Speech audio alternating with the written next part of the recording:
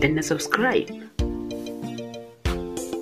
kana ka danna ƙararrawar sanarwa ta yadda za a dinga sanar da kai da zarar mun ɗora sabon shiri.